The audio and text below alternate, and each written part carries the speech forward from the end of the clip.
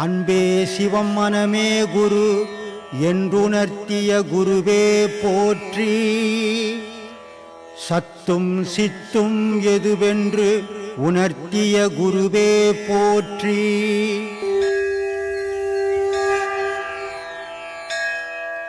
ஞானிகளை பற்றி நிறைய பேசியிருக்கோம். அந்த ஞானிகளை எப்படி சுவாமி அடையாளம் கண்டுபிடிப்பது? ஏன் அடையாளம் கண்டுபிடிக்கும் பாரு. இப்போ உங்கள் தாத்தாவை பற்றி வீட்டில் சொல்லிக்கினே இருக்கிறாங்க. உங்கள் தாத்தாவை அடையாளம் எப்படி கண்டுபிடிப்பேன்? சொல்லி கொடுத்த அவ்வளோதான். இங்கே சொல்லி கொடுக்குற மாதிரி இருந்துட்டு போ. கண்டுபிடிக்க முடியாது. நீ ஞானி ஆணையினா கண்டுபிடிக்கலாம். நான் எல்லாருக்குமே சொல்லுவேன், சாமி நான் அந்த சமாதிக்கு போனேன், இந்த சமாதிக்கு போனேன். நீ எந்த சமாதிக்கு போனாலும் நீயாக தான் இருப்ப. ஏன்னா சமாதி ஆனவன் மகான். அவன் உன் உருவத்தை பார்க்குறவன் இல்லை, உன்னுடைய உயிரையும் உன்னுடைய ஆன்மாவையும் பார்க்குறவன்.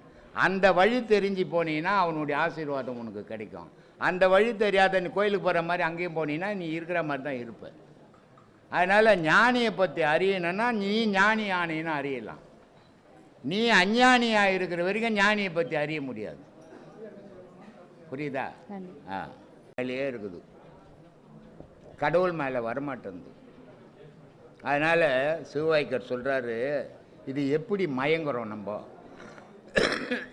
அப்படின்றது சொல்கிறாரு. ஆடு காட்டி வேங்கையை அகப்படும் ஆறு போல். காட்டில் போய் ஒரு வேங்கையை பிடிக்கணும்னு சொன்னால் ஒரு கூண்டு வச்சு அதில் ஒரு ஆட்டுக்குட்டியை வைக்கணும். ஆட்டுக்குட்டி கையாங்கையான்னு கற்றுச்சுன்னா எங்கேயோ காட்டில் மறைஞ்சுங்கிற வேங்கை வந்துடும் இல்லை. வேங்கைன்னா சிறுத்தை வந்து சேர்ந்துடும். புலி இல்லை, புலி வேறு வேங்கை வேறு. வேங்கைன்றது சிறுத்தை, புள்ளி புள்ளியாக இருக்குது, அது பட்டை பட்டையாக இருக்குது புலி. அதனால் அந்த மாதிரி என்னை இந்த உலகம் பிடிச்சிடக்கூடாது. ஆட்டை காட்டி வேங்கையை பிடிச்ச மாதிரி என்னை பிடிச்சிடக்கூடாதுன்றார் சிவவாய்க்கு. அதனால் சொல்கிறாரு, ஆடு காட்டி வேங்கையை அகப்படும் மாறு போல் மாடு காட்டி என்னை மதிமயக்கல் ஆகுமோ. இந்த உலகத்தை காட்டி என்னை என்னுடைய அறிவு மயங்கி போகலாமா? போகக்கூடாது. நான் அறிவாளியாகவே வாழணும். அதுக்கு என்ன பண்ணணும் அப்படின்னு சொல்கிறாரு. ஆடு காட்டி வேங்கையை அகப்படும் மாறு போல் மாடு காட்டி என்னை நீ மதிமயக்கல் ஆகுமோ. கோடு காட்டி யானையை கொன்றுரைத்த கொற்றவா வீடு காட்டி என்னை வெளிப்படுத்த வேணுமென்றான். மனமென்ற மத யானையை இறைவன் கொன்னுட்டு வழியை காட்டினான் இறைவன் அடையறதுக்கு. அந்த மதையான செத்ததால் இறைவனுடைய காட்டின வழியில் பயணம் பண்ணுறானா. ஆனால் நான் இங்கே இருக்கிறதெல்லாம் என் வீடு நினச்சின்னு இருந்தேன். இதெல்லாம் என் வீடு இல்லை, என்னுடைய சொந்த வீட்டை காட்டு. இறைவன் இருக்கிற வீடு எனக்கு சொந்த வீடு, அதை காட்டு இறைவான்னு கேட்குறான்.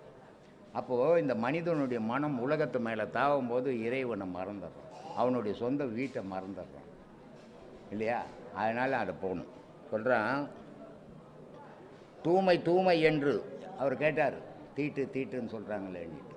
அதனால் சொல்கிறான், தூய்மை தூய்மை என்று துவண்டாலையும் ஏழைகள் தூய்மையான பெண் இருக்க தூய்மை போனது எவ்விடம்.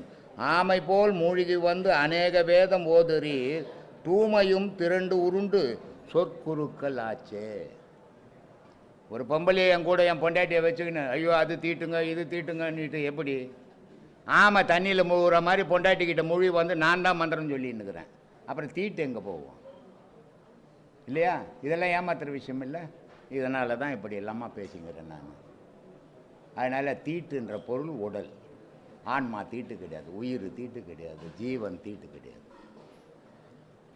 வெற்றிவேல் வீரவேல் என்ன முருகனை நினைத்து காரியத்தை தொடங்கி செயல்பட்ட வீரபாண்டிய கட்டபொம்மன் இறுதியில் தோல்வி கண்டதும் தந்திரத்தையே துணையாக கொண்ட ஆஸ்திரேலியர் இறுதியில் வெற்றி கண்டதும் எதனால் சுவாமி?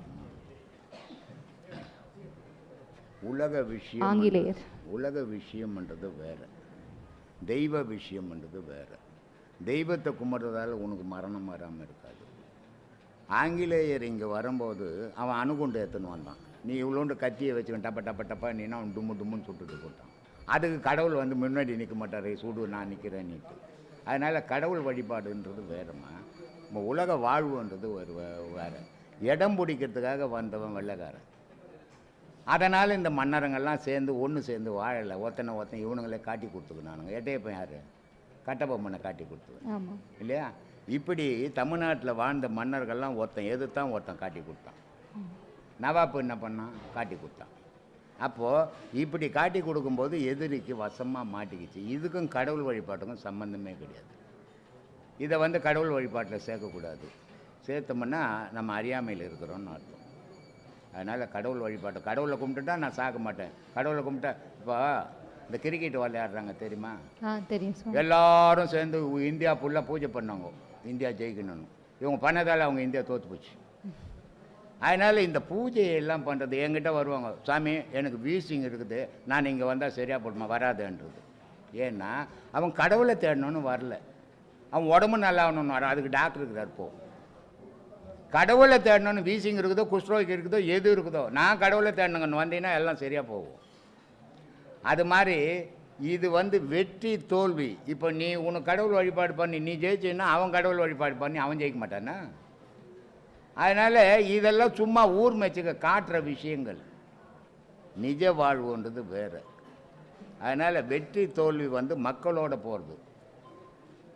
அதுக்கும் கடவுளுக்கும் சம்பந்தம் கிடையாது. எல்லாருக்கும் ஆத்ம வணக்கம். எல்லாரும் சாப்பிட்டீங்களா? எங்கே சாப்பிட்டாம ஞாபகம் இருக்குது உங்களுக்கு? சந்தோஷம் சந்தோஷம். ஐயாவோட குரு வணக்கத்துக்கு போயிடலாமா?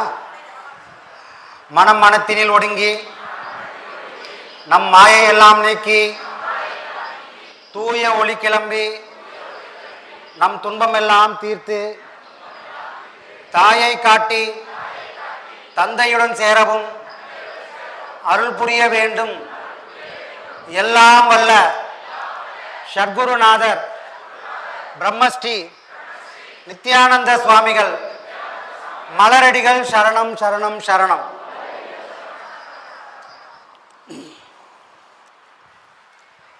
மண்டபத்தில் இருக்கிற மாதிரியே ரொம்ப அழகா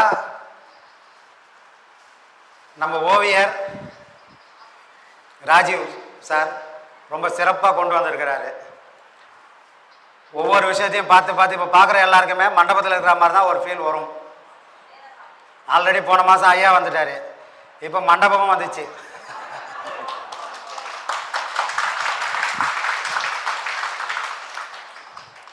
இதை பார்க்கும்போது ஒரு கதை ஒன்று ஞாபகம் வருது. காஞ்சிபுரத்தில் ஒரு ராஜா ஒருத்தர் இருந்தார். அந்த ராஜாவுக்கு கீழே கோயிலெல்லாம் பாட்டு பாடுற கணிகண்ணன் ஒருத்தர் இருந்தார். கணிகண்ணன் சாமி மேலே ரொம்ப அழகாக பாடல்லாம் பாடிட்டு இருக்காரு. பாடினவுடனே ராஜா வந்து அந்த பாடல்லாம் கேட்குறாரு. ஆகா, இவர் வந்து ரொம்ப பிரமாதமாக பாட்டெல்லாம் பாடுறாரு, சாமி மேலே இவ்வளோ பாட்டு பாடுறாருன்னா அப்போ நம்ம மேலேயும் அவரை பாட சொல்லுவோம் அப்படின்னு கணிகண்ணனை கூப்பிட்டு, எப்பா சாமி மேலே நீ பக்தி பாடெல்லாம் பாடுற, நான் அதெல்லாம் கேட்டேன், ரொம்ப பிரமாதமாக இருக்குது, அதே போல் என் மேலேயும் ஒரு 4 பாட்டு பாடினா நானும் சந்தோஷப்படுவேன் அப்படின்னு கணிகண்ணன் கிட்ட ராஜா சொல்கிறார். இது காஞ்சிபுரத்தில் நடந்த கதை, வேற எங்கேயும் நடந்த மாதிரி யோசிக்காதீங்க. இது ஏற்கனவே ஒரு இடத்துல நடந்திருக்கு, காஞ்சிபுரத்தில் நடந்திருக்கு. அப்போ அவர் சொல்கிறாரு, பரமனை பாடிய வாழால் பாமர மனிதனை பாட மாட்டேன். நீ ராஜாவாக இருக்கலாம், இது நிரந்தரமாக இருப்பியா ராஜாவானா? ராஜாவாக இருக்க மாட்டேன். உனக்கு முன்னாடி எத்தனையோ ராஜாக்கள் வந்து போயிட்டாங்க, இப்போ நீ வந்திருக்கிற, உனக்கு அப்புறமும் எத்தனையோ பேர் வரப்போகிறாங்க. அப்போ இந்த இடம்ன்றது யாருக்கும் சொந்தம் இல்லாத இடம். யாருக்கும் சொந்தம் இல்லாமல் வந்து போகிறவங்கள பற்றி நான் பாடவே மாட்டேன்.